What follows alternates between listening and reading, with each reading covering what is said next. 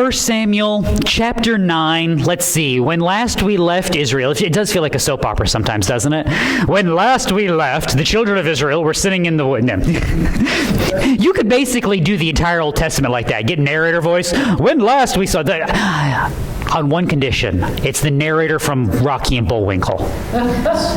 Like, I don't want the serious narrator. I want the fake serious narrator for the Old Testament to be like, when last we left our intrepid nation, they were sinning against God. That's the closest I can give you to that voice. So anyway, Israel has rejected God, 1 Samuel chapter 8. How have they done so? They have demanded a king. What has God done? He has allowed them to engage in their inner fleet with Mac, and they have now gone their own way. So he has allowed that, and they are moving along. However, Samuel has not given them a king. So they asked for one. Samuel goes to God. God says, yes, give them a king, but only the king I tell you to give them. Samuel then goes back to the people and says, go home.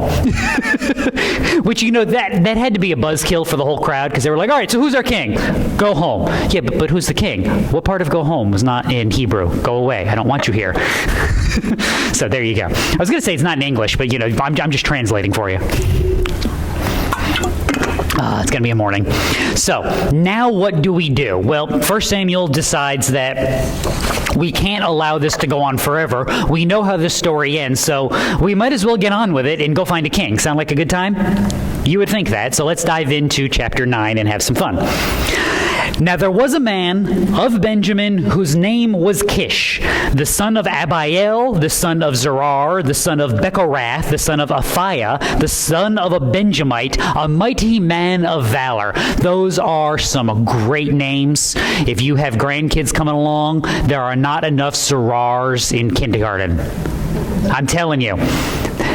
Forget the Bible names that people can pronounce. There's enough Davids and Ruths running around. We need some Bechoraths and Aphiahs. I mean, come on, Bechorath. You can call him, I have no idea. Depends on how destructive he is. You can call him Wrath. Anyway, now, in all seriousness, there is a problem with this verse right off the bat. And that problem is found in Genesis chapter 49. Judah, your brothers shall praise you. Your hand shall be on the neck of your enemies. Your father's sons shall bow down to you. Judah is a lion's whelp. From the prey, my son, you have gone up. He couches, he lies down as a lion, and as a lion, who dares to rouse him? The scepter shall not depart from Judah, nor the ruler's staff from between his feet, until Shiloh comes, and to him shall be the obedience of the peoples. So, we know, so let's rewind. If you are a faithful follower of your Old Testament, that's part of the real fun of 1 Samuel that I mentioned before, I'll mention it again. You don't have that much Old Testament you have to keep up with. Like, there isn't that much chronologically that has occurred before right here in 1 Samuel 9. So Genesis is definitely on that list, though. You have been promised, Genesis 3, a seed of the woman. So we need this child from the woman who will crush the serpent. We're longing for that this whole time. You see this with Noah, that we're getting a rest. Eventually, God will deliver on his promises. We know that this king, or this guy who will come, will be a blessing on Abraham and his descendants and upon the nations, and that he will come from a great nation that God will bring about from Abraham. We now have that great nation. It's Israel.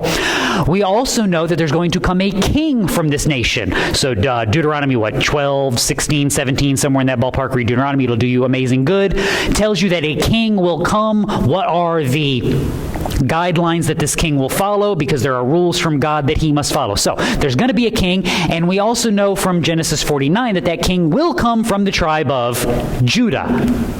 So we need a guy from Judah who will be a blessing on the nations, who will crush the serpent and his offspring. Happy, happy, joy, joy. There was a man of Benjamin. That's not Judah. That's the wrong kid.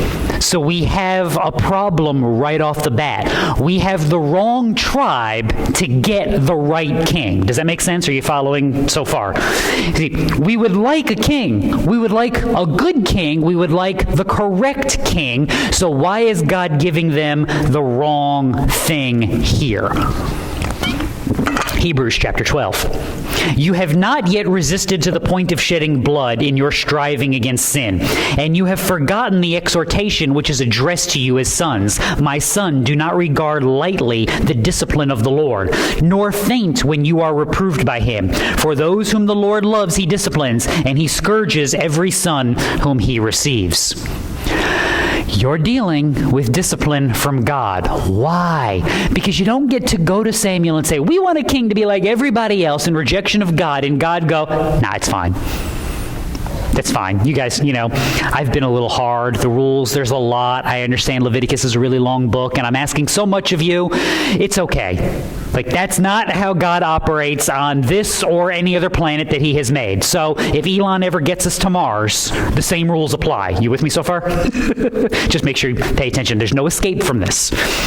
So God must judge the sin while disciplining the people, because what is he not going to do? We're not going to completely undo Israel. Why not? Because we've promised Abraham that a great nation will come, and that the right king from the right tribe will come about in Israel to do the work that God has promised that he will do. In the meantime, that's not happening here.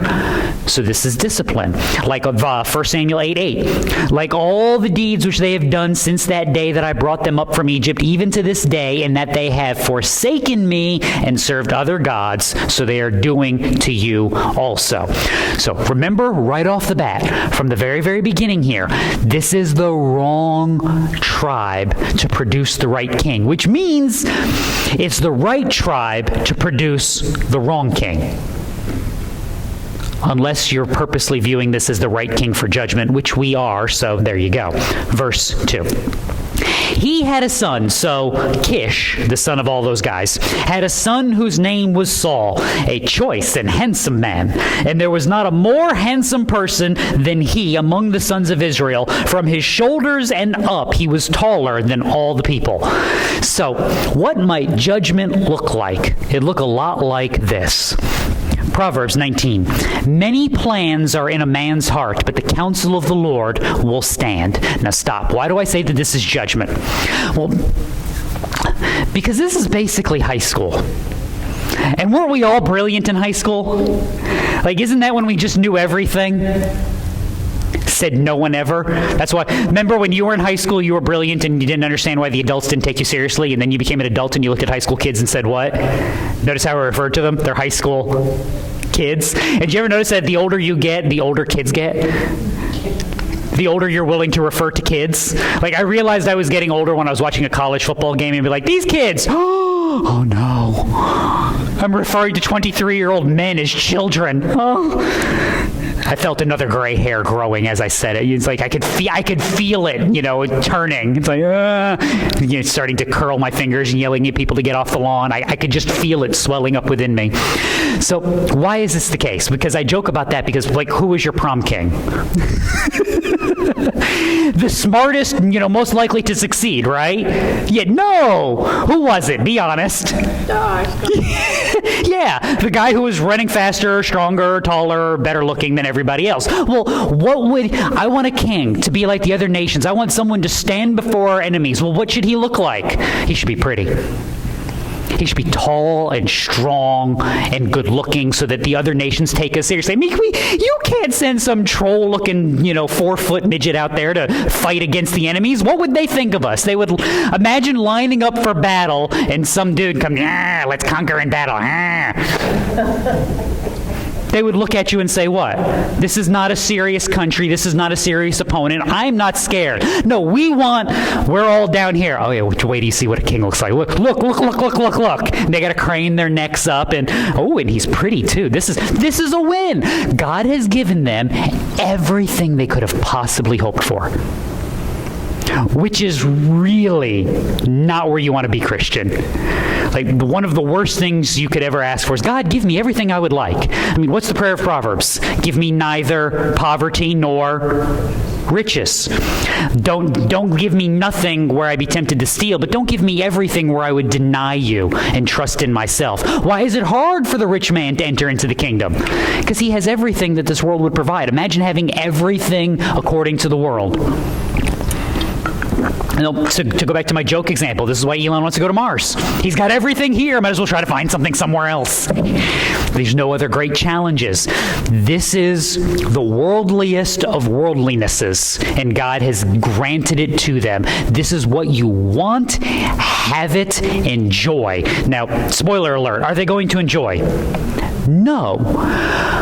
However, God is still going to be at work. He is still going to be blessing his people as he understands them, not as they would understand themselves. Remember the distinctions. We always have that remnant of faith, and we have the people who think they're in when they're really not. He's going to be blessing them as the way the appropriate blessing is understood, which is not earthly comfort, but heavenly reward. And he's also going to be judging sin and disciplining those that are going astray, who he will be bringing back. So what would this look like long term? Things like Isaiah chapter 6. Go, tell this people, keep on listening, but do not perceive. Keep on looking, but do not understand. Render the hearts of this people insensitive, their ears dull, their eyes dim. Otherwise, they might see with their eyes, hear with their ears, understand with their hearts, and return and be healed. Now pause. We said this last week, and I'll remind you again this week. What does God have to do to these people to render them blind and deaf to the truth? And the answer is nothing. Matter of fact, he has to do so little, he basically has to go, so what would you like? We'd like a king. Okay, king. We'd like him to be strong and courageous in battle. Strong and courageous. Would you like good looking? Yes, we would like good looking. Good looking. Here you go. Thank you. We love it. And they've now rejected God, and they've confirmed themselves in their rejection. Why? Because they've gone after everything that the world would provide, the way that the world would provide it. Can't trust in Samuel. Can't trust in the priests that God has raised up. Can't trust in the children that God has appointed. Can't operate according to the system that God has given. Can't trust the elders of the land to actually follow the law. We need something else, the way that the world would give it. And that's what's been given here. So, how do we actually get this nice, tall, handsome young man to become king? Well, verse 3. Now the donkeys of Kish, Saul's father, were lost. Don't you hate it when that happens? So Kish said to his son Saul, take now with you one of the servants and arise and go search for the donkeys. Now, there's not a ton to be made of this. However, there is a little bit, not a ton, but a little bit of the character of Saul here revealed, which is that he's actually fairly trustworthy, because who does dad send after the donkeys? Saul. Isn't it kind of nice for the first time in this book to have a kid whose dad trusts and respects him? Like, hey, son, go find them. Yes, father. I shall not fail. See, I don't have anything important like this. I grew up in a world, and my son grows up in a world where I just send him after tools when he has no idea what they are. Bring me a wrench. What's a wrench? Bring me the toolbox. I can do that. And that's the one time in his life he walks. Never understood as a kid, like why my father wanted me to run after everything he sent me to get, until I became an adult and sent my children to go get it. And it's like, yes, run faster, go boy, yeah. It's amazing how quickly that happens. Anyway, so Kish has sent Saul out. Saul, verse 4, he passed through the hill country of Ephraim, passed through the land of Shalashah, but they did not find them. Then they passed through the land of Shalim, but they were not there. Then he passed through the land of the Benjamites, and they did not find them. When he came to the land of Zuph, Saul said to his servant who was with him, come, let us return, or else my father will cease to be concerned about the donkeys and will become anxious for us. All right. For all of you weird geography fans, this is all somewhere in Ephraim around Benjamin. And the reason why I say that is found in Joshua 18. Read Joshua 18. It will do you good. I'm not going to torture you with the logistics there. So Benjamin's territory is north and west of I'm drawing maps in the air again. You have a book, a Bible map somewhere. Northwest of the Dead Sea, north of Judah, east of Dan, west of Gad, and south of Ephraim. More than likely, do not quote me on this, more than likely, most of these places or all of these places are somewhere in the hill country of Ephraim. And the reason why I say more than likely is because we're not really sure. Most of these places are obscure and they haven't survived, and we guess. So near as we can figure, we're somewhere from Benjamin north into Ephraim, all about into the hill country. In other words, the simplest way to explain this is we've moved from Fleetwood Mac to Johnny Cash, and Saul has now been everywhere. There you go. If nothing else, you're getting a musical tour de force this morning. And isn't that what you're really here for? No, of course not. So, he's been all over. The one thing we do know is that the land of Zuph is somewhere near where Samuel has been around. Okay? That's the one thing we do know. Verse 6. He said to him, behold now, so this is actually the servant saying to Saul. So Saul has said we should go home. The servant is now saying, behold now, there's a man of God in this city, and the man is held in high honor. All that he says surely comes true. Now let us go there. Perhaps he can tell us about our journey on which we have set out. Now, when we point out that God is disciplining his people and that he is judging sin, while still providing some blessing and guiding, this is what that would look like. Just so happens that Saul is tired of wandering over Israel when he's about in the area where Samuel resides. Just like it just so happens that the ark managed to, bring forth enough plagues and rats until it moved close to a Levitical city. What are the odds of that the ark just happened to get right near to a city of the Levites? Now, there is a red flag here and a strike on Saul's account.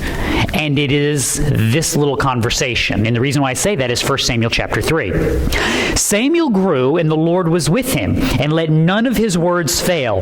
All Israel, from Dan even to Beersheba, knew that Samuel was confirmed as a prophet of the Lord. And the Lord appeared again at Shiloh, because the Lord revealed himself to Samuel at Shiloh by the word of the Lord.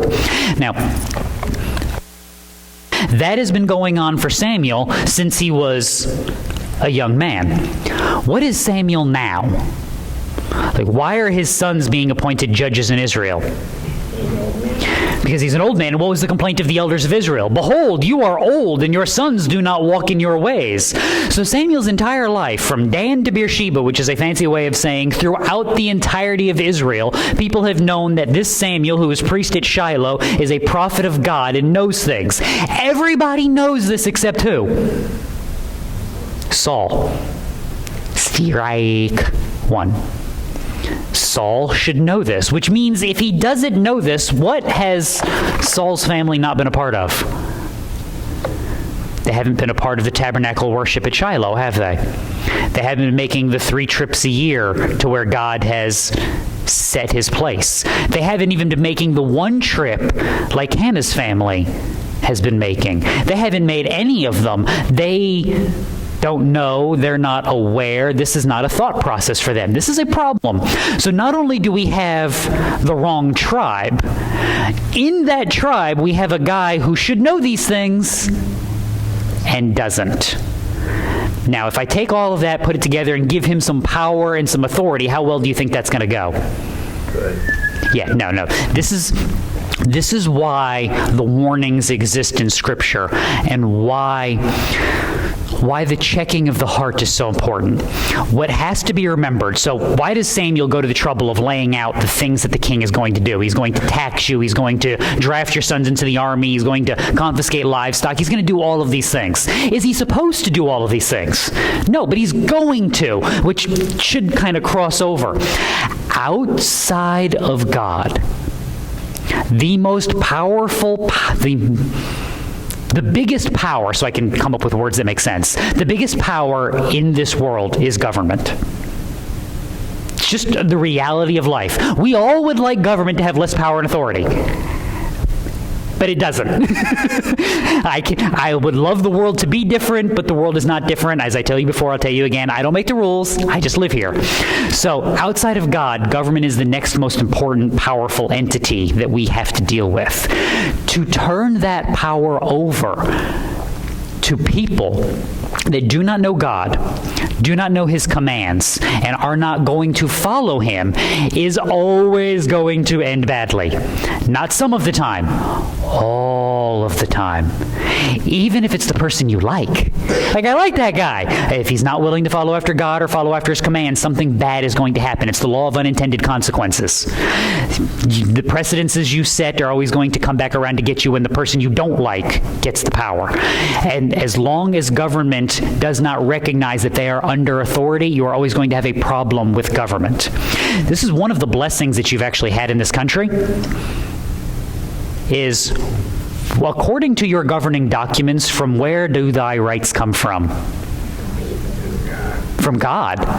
There was actually a recognition in that government does not grant you your rights, that government is there to protect your rights, that it is God who grants your rights, which is a fascinating thing from a bunch of guys who, as much as we would like to whitewash a lot of their history, a whole lot of guys who believed in the idea of God but didn't actually follow an actual, biblical God. Not all of them, but some of them. So, a recognition, though, that they are under authority, that they answer to someone beyond themselves. This is a good thing. Forget that. Take that same power and authority, and what will you produce? This is why you're taxed the way that you are. This is why you're governed the way that you are. This is why the world looks like what it looks like. I point that out because what you're going to see here in Saul is a king that has been granted by God because of the sin of the people. When the people go astray, wisdom goes with them.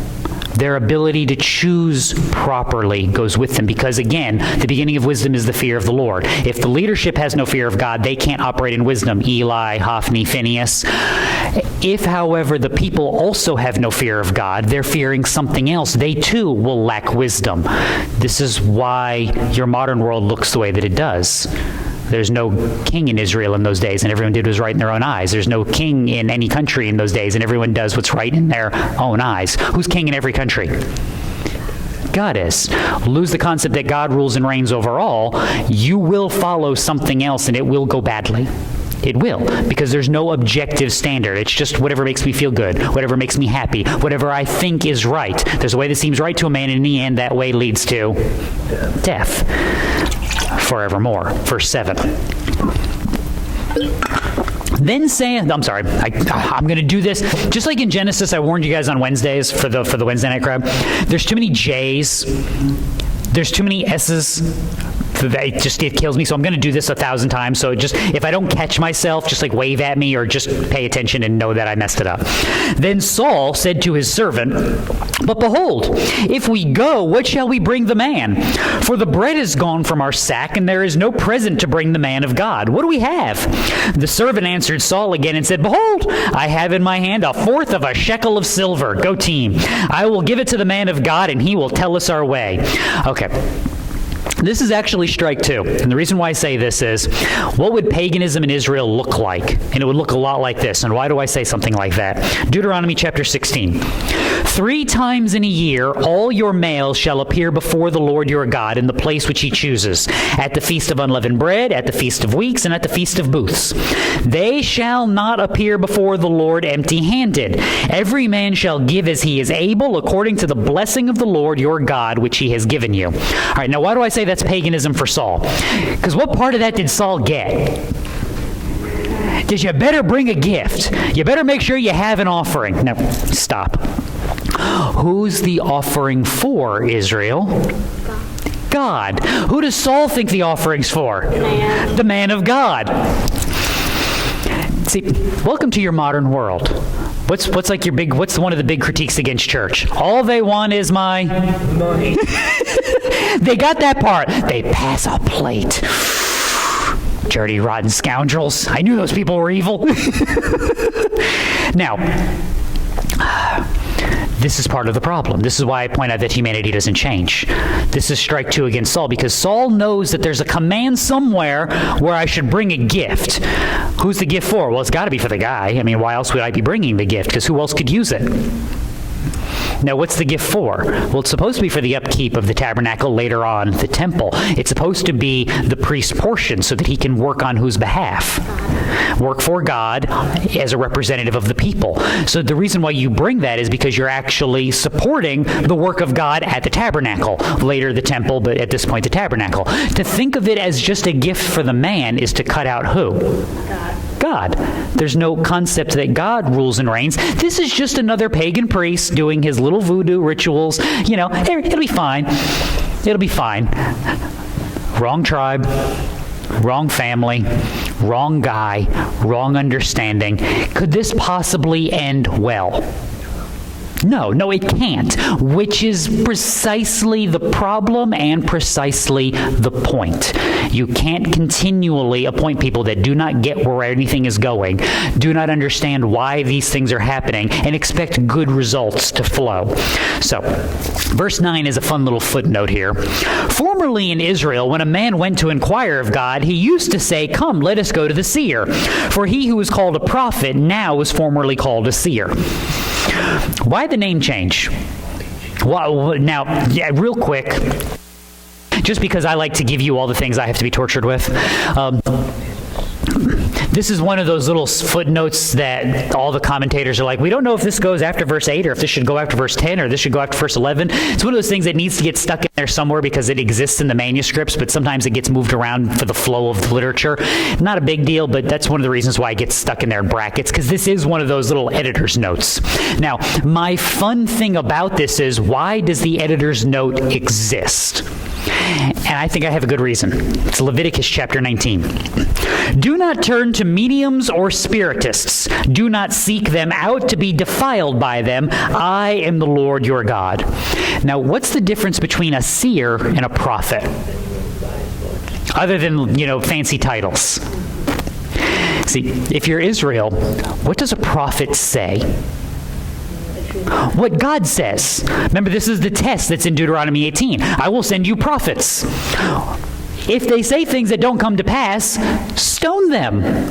If they say things that do come to pass, do not stone them. If they say things that do come to pass and then ask you to engage in idolatry, stone them. Simple, easy, right? What does a seer do? The chicken bones, you wave the chicken leg the right way above the pot and you come up with something, be like, okay, here's what I think is going to happen. Does that sound anything like "thus says God"? No, not even a little bit. Now, would anything in Genesis, Exodus, Leviticus, Numbers, or Deuteronomy lead you to believe that there should be some old dude with a beard and a pot of chicken bones telling you the future? No. So how did we get to a place in Israel where there's old dudes with beards and chicken bones telling you the future? We rejected Genesis, Exodus, Leviticus, Numbers, and Deuteronomy, and we did what? We worshiped after idolatry, and we followed after the Baals, and we followed after all the religions of the land. And then we looked around one day, probably during the time of the judges after God had delivered us, and went, all these dudes with the chicken bones, we should probably call them prophets. That'll sound better. That way, God doesn't smite us because we're being naughty this week. And next thing you know, they're all prophets. Now, the fun part about that is, what does that do to a true prophet? What does that lump him into? You saw it with Saul. What do we bring the man of God? We got to bring him a gift, because if you're obviously going to go see somebody who's going to tell you where the donkeys are, you better do what? You better bring a gift. Is that the purpose of bringing something to the tabernacle? No. Is that the purpose of going to the prophet? No. Is that the purpose of any of this? No. I've told you before, I'll tell you again, if you can read your Old Testament, and if you can read the entirety of your Bible, and at least once you're not willing to reach into the pages and strangle somebody, you weren't paying attention when you were reading. Go back and read another chapter. Because there's somebody at least every third chapter be like, oh, come on, man. Work with me here, people. Work with me. And in this chapter, it's this right here. This is the paganism of Israel. They have taken the good gift of God, the prophet like Moses, which is supposed to again be in that line of the messianic promises, in that line of deliverance, that hope for the future deliverance of God. They've taken that and they've just lumped it up into, whatever weird religion, throw the dice, scatter the chicken bones, read the entrails of some critter. These are all the same in the minds of these people. Now, what would be the mindset of the people in regards to God? No clue. Which is really going to be fun for this next section. Then Saul, verse 10, said to his servant, "Well said, come, let us go." Hey, we got some cash in our pocket, we got little coins in our pocket. Let's go and let's get this thing figured out. So they went to the city where the man of God was. As they went up to the slope of the city, they found young women going out to draw water and said to them, "Is the seer here?" See the conflagration that's going on here? They answered them and said, "He is. See, he's ahead of you." Look, there he is, there he is, there he is. Just so happens when Saul and servant enter into town that there's some women going out to draw water, and it just so happens that Samuel is moseying up the highway right at the exact same time. What are the odds? Who would have thunk it, right? "Hurry now, for he has come into the city today, for the people have a sacrifice on the high place today. As soon as you enter the city, you will find him before he goes up to the high place to eat. For the people will not eat until he comes, because he must bless the sacrifice. Afterward, those who are invited will eat. Now, therefore, go up, for you will find him at once." There's actually a lot going on there. All right, so for those of you that have read ahead in your Bibles, when I say the high places, do you immediately conjure up anything good? No, because those are all the things that Israel's supposed to do what with? Those are all supposed to be torn down. The high places are where the pagan altars are, where all the idolatrous sacrifices are. Now, because we know, I know it hasn't said this yet, but who's the seer? Samuel. We know this. Here is Samuel coming into town to go up and have a meal that is being offered as sacrifice at the high place. This is where you have to give some people some grace in some areas. And here's why I say this. So we have two different things going on here. Deuteronomy 12. "You shall utterly destroy all the places where the nations whom you shall dispossess serve their gods. On the high mountains and on the hills and under every green tree. You shall tear down their altars, smash their sacred pillars, burn their asherim," those are the poles, "with fire. You shall cut down the engraved images of their gods and obliterate their names from that place. You shall not act like this towards the Lord your God, but you shall seek the Lord at the place which the Lord your God will choose from all your tribes, to establish his name there for his dwelling, and there you shall come." So that seems pretty cut and dry. Deuteronomy 12, you go into the land. After you're done wiping out the inhabitants of the land because they're evil, idolatrous pagans, and God is judging them by your sword, after you've done that, you go up to the high mountains, up to the hills, all under the trees where they worship, and you do what to all their altars? Burn them, and burn them with fire. How much fire? A lot. All the fire. How much do we need? That's how much you use. So that's what should happen. 1 Kings chapter 3. Solomon formed a marriage alliance with Pharaoh, king of Egypt, and took Pharaoh's daughter and brought her to the city of David until he had finished building his own house and the house of the Lord and the wall around Jerusalem. The people were still sacrificing on the high places because there was no house built for the name of the Lord in those days. Now, was that right? And I just watched your brains go. I just love when I can actually see the gears lock, because I'm doing the same thing. Samuel's a good guy, right? Like, up until this point, and we're 9 chapters into this book, who's the one guy you trust? Samuel. However, your sons are old. You are old, and your sons do not walk in your ways. Why, Samuel, did you appoint your sons as judges if they don't walk in your ways? Does Samuel have some blind spots? Yeah, is it possible that he's got some more? Yeah, it's possible. I mean, humanity's humanity, right? He probably thought about stealing the crutches, but he didn't steal the crutches. Sorry. The best part is, since I edit out the little stories I tell you at the beginning, the people who listen to this later are going to be like, what is he talking about? And I'm not going to fix that.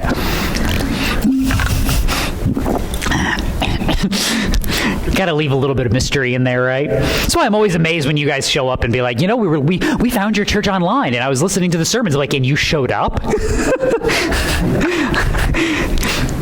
Like, if you listened online and then you showed up, I know you're probably going to stick around for a while. It's the people that just kind of show up randomly, but like, we're just going to see what you're like. Oh, okay, 50-50 here if they're going to stick around. Because I get it. I'm not everybody's cup of tea. We do what we can, but I'm too weird, and I try, and I do what I can. What can I say?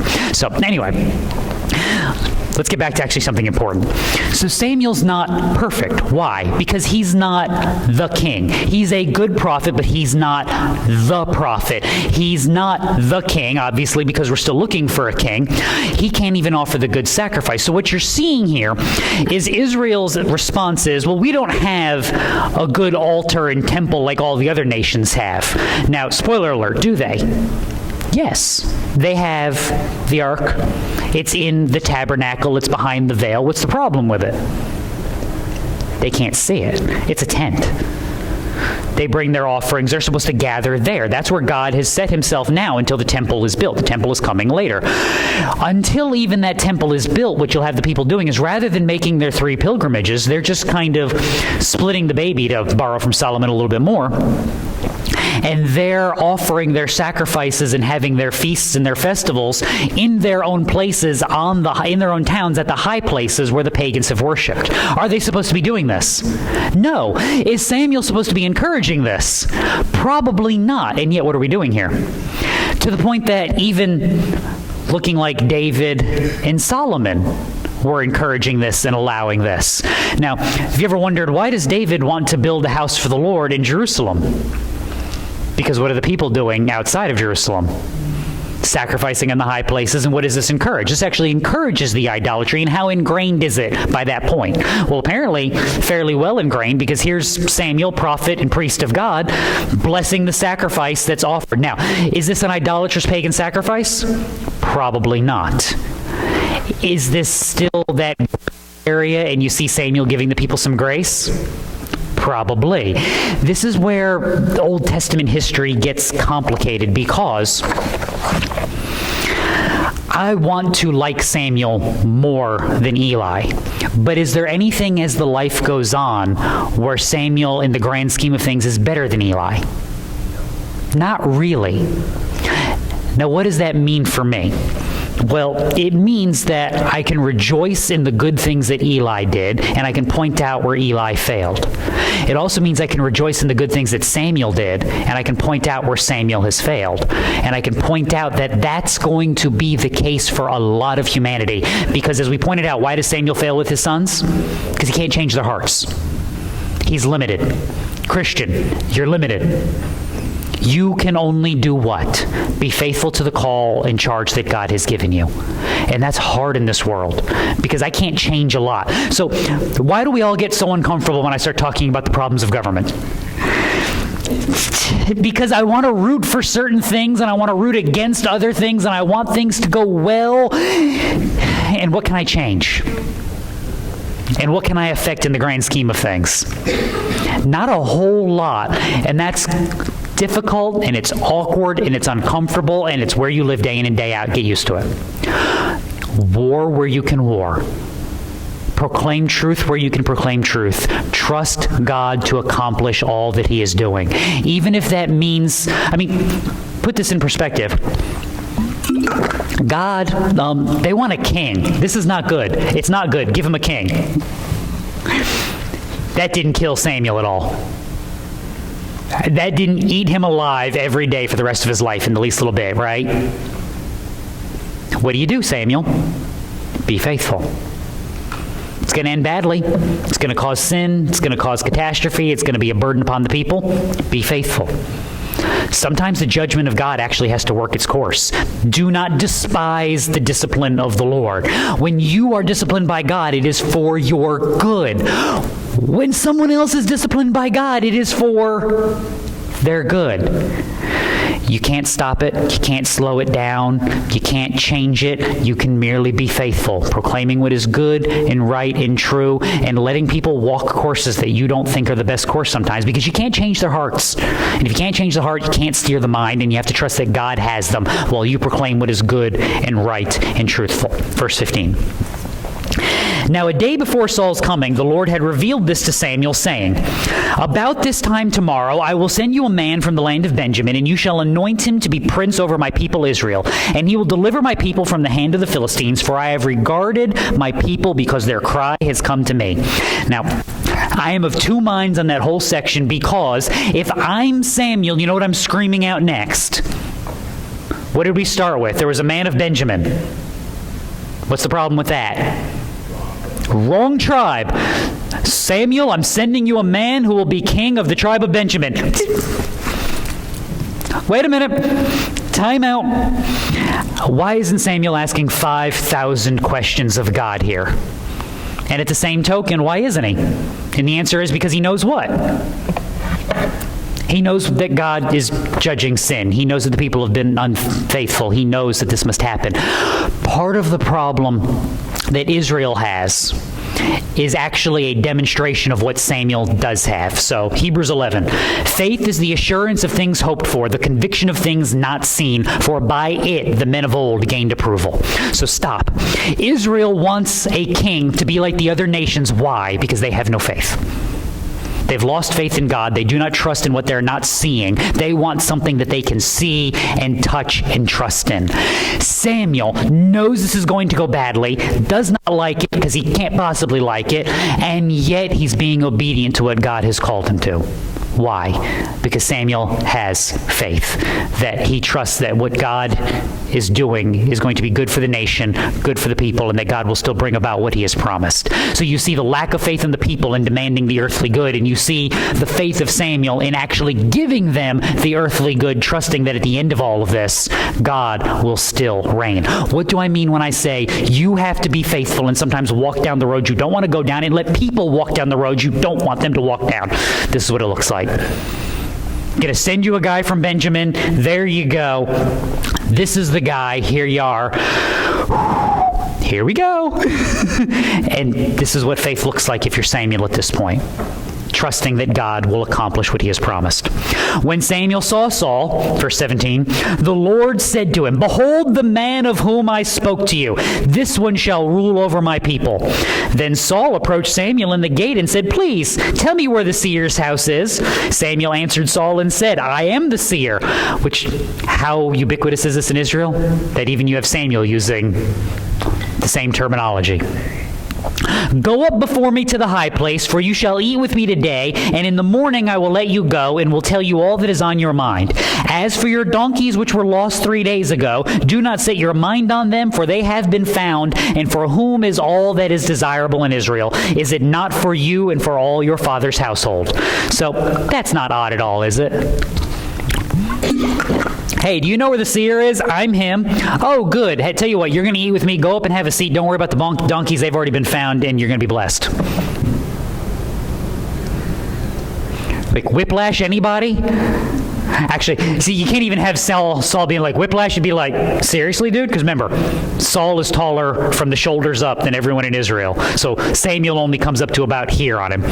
Never forget that part. Never forget that as we go through the rest of this book, that every time Saul and David and Samuel are interacting, that everybody in front of Saul is about yay high. And then you kind of understand why Saul doesn't take anybody seriously. He's literally like the giant amongst, all the children. Like, hi, pat everybody on the head as you walk around. So anyway, now, why is this the case? Exodus 19.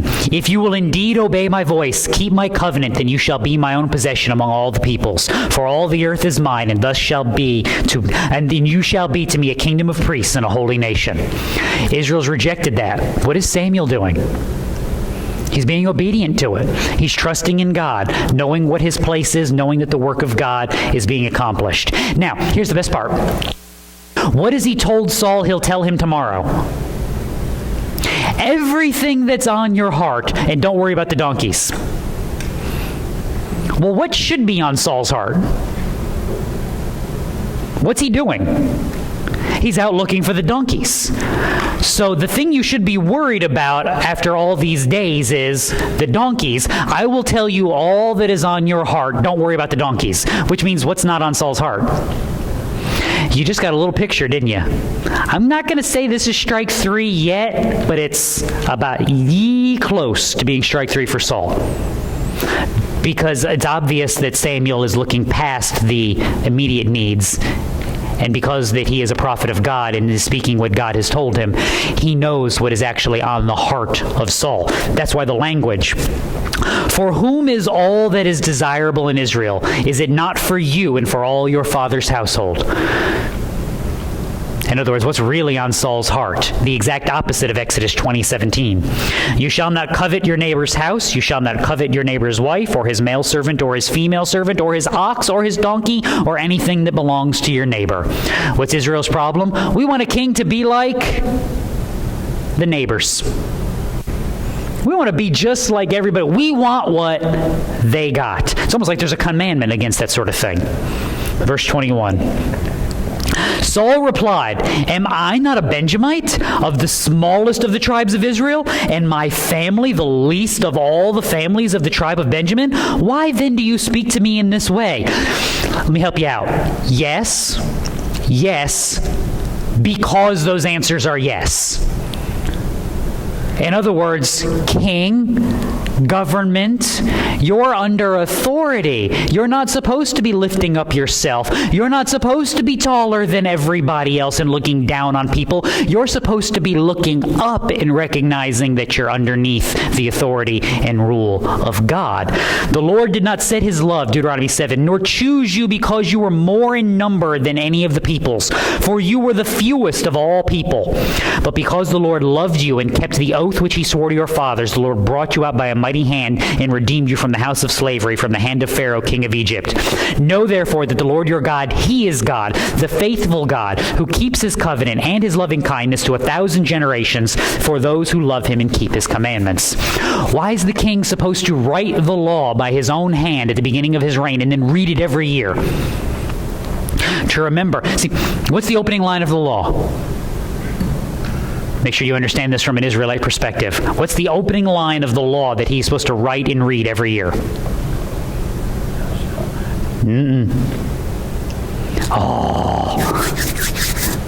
In the beginning, God created the heavens and the earth. Is the beginning of the law. That's the Torah, Genesis, Exodus, Leviticus, Numbers, and Deuteronomy. The starting point, O king, is that you did not do this. God rules and reigns. I don't care that you're pretty. I don't care that you're tall. I don't care about anything according to this world standard. You operate because God has placed you there. Yes, you are of the smallest tribes. You are of the least of families. That's why this is happening. We're starting with someone humble in the hopes that what will happen? He will actually keep some of that humility. Why won't he? Because it's the wrong tribe for the wrong reason to do the wrong thing. And as long as that problem exists, this can only end badly, which is why, again, I point out this is discipline. This is judgment from God, and you have to remember that as you deal with Saul the whole rest of the way. Verse 22. Then Samuel took Saul and his servant and brought him into the hall and gave them a place at the head of those who were invited, who were about 30 men. Samuel said to the cook, bring the portion that I gave you concerning which I said to you, set it aside. And the cook took up the leg with... Then the cook took up the leg with what was on it and set it before Saul. And Samuel said, here's what has been reserved. Set it before you and eat, because it has been kept for you until the appointed time, since I said I have invited the people. So Saul ate with Samuel that day. And yes, I know that's not the end of the chapter, but that's where the end of the chapter should be. I can never remember that bishop's name in the Middle Ages who was marking it, but I'm convinced to this day he was like on a cart and everything. Boop. And that's now, since we don't have erasers, that's where the mark is, and that's where the chapter break stays until, Jesus comes back. But that's where it's supposed to be, and the reason I say that is because what does this leave? Saul's been told to go eat with Samuel. He is now eating with Samuel, and he is being exalted in front of who? The people. Here is this man from a least of the family, in the least of the tribes of Israel, and Samuel, the prophet and priest of Israel, has lifted him up, given him the special portion of the offering, and has seated him at a place of honor in front of the table. If this guy's going to become the king, he's got to be lifted up at some point. You might as well do it here. This is good, by the way. Psalm 3. O Lord, how my adversaries have increased. Many are rising up against me. Many are saying of my soul, there is no deliverance for him in God. But you, O Lord, are a shield about me, my glory, and the one who lifts up my head. Who's lifting up Saul? Not himself, not his accomplishment, but the man of God. Why is that? Why should that be important for Saul? Because what's the point of a king? Psalm 24.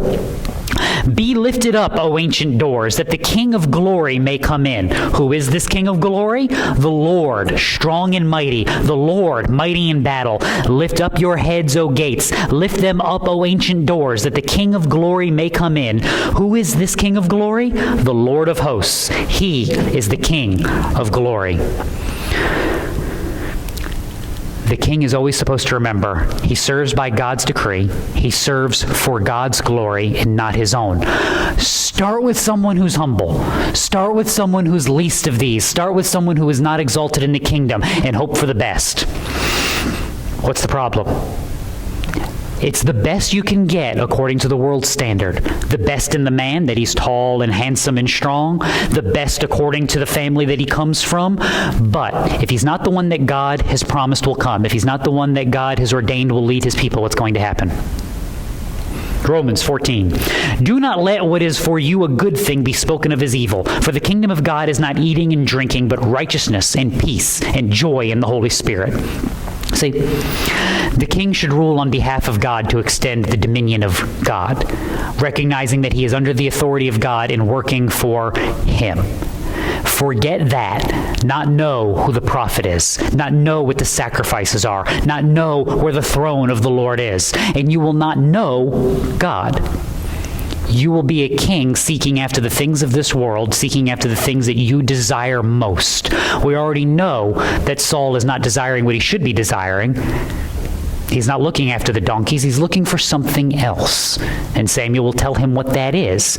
But in the meantime, this is the setup for the rest of this book, is that God has answered the people. Give us a king to be like the other nations. Here he is. He's tall, and he's handsome, and he's strong, and he's humble, and he's the least of these, and he's not exalted. He's everything you could possibly want. But he's not the blessing of God, because the people do not deserve the blessing of God, because the people have rejected God. So now if you are Samuel, if you are the remnant, you're stuck looking at the judgment and recognizing that you have to trust that what God has promised you will come to pass. What God has promised for his people, he will actually deliver. Christian, guess where you live? You live in a world that's under judgment, right? The ruler of this world has been cast down. He's been judged. And yet, what are you doing? You know that there's a good kingdom that is coming. You know that redemption has been accomplished. You know that it is Christ that holds you. And it's hard, because this world is not simple and this world is not easy. Because sin is being judged and the discipline of God is being poured out on those who reject him. And yet, I'm supposed to live in the calling that he's given me. I'm supposed to let the world go how it wants to and proclaim mercy and goodness and righteousness in Christ and trust that what he has promised for me is good. Yep. Because that's how the saints have always lived. Because that is how God has always called his people. And if you were Samuel when you were a child walking around with Eli, and you asked him, hey Samuel, do you think you're going to have the strength one day to realize that your kids are no good and that they've gone just like Eli's kids are, and that you're going to sit there and watch your nation go off into judgment and you're going to have the strength to follow after God anyway? Do you know what do you think that 10-year-old would have said? No! What's he doing? You have the grace when you need it for what you need. Not a moment before and not a moment after. This is why I tell you, Christian, be faithful now. Focus on who you are and where you are in the world in the here and now, knowing what God has called you to, knowing what he has promised for you, that there is a good redemption that is going to be accomplished, that Christ has held you and is holding you and will not let you go, and that you can proclaim righteousness and justice and mercy in the here and now, and that no matter what befalls us in this place, we are secure as we are secure in him. Let's pray.